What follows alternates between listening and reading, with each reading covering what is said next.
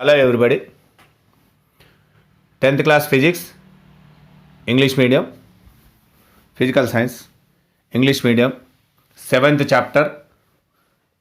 We are going through the classification of elements. In the previous session, we learnt the need of classification of elements and also about the first attempt to classify the elements, that is the triads by the Dobereiner, and their limitations also we have learnt. In this session, we are going to learn about the Newland's law of octaves. The next man who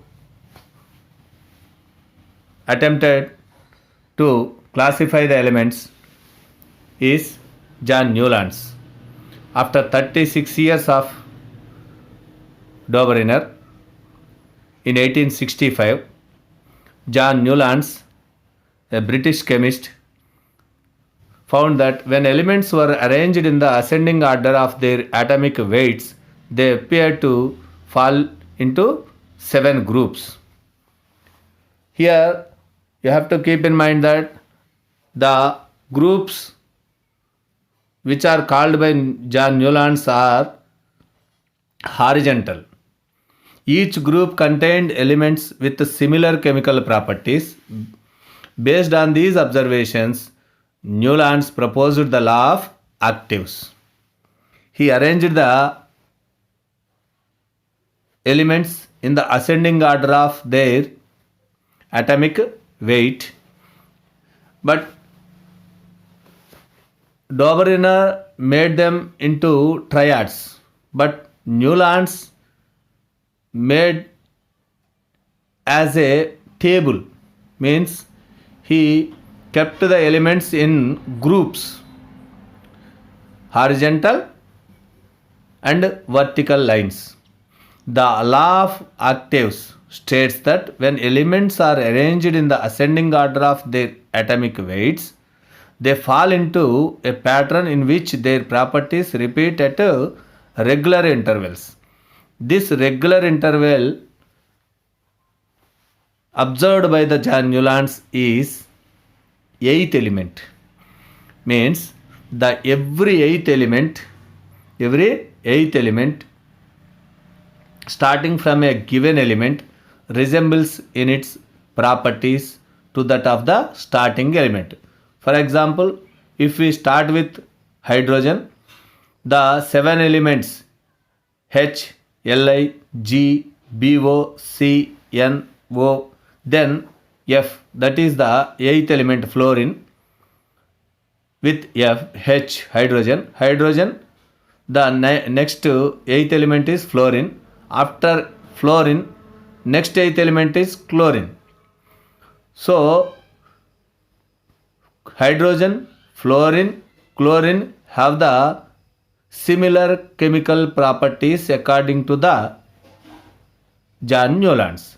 That's why he called the line hydrogen, fluorine, chlorine, cobalt, nickel, bromine, palladium, this line as a group.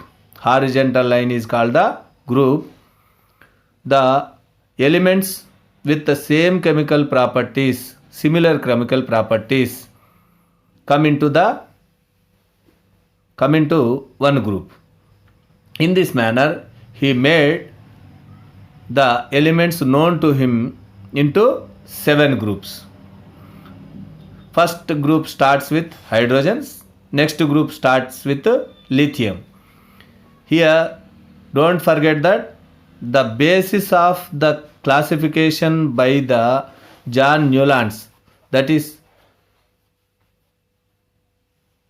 atomic weight.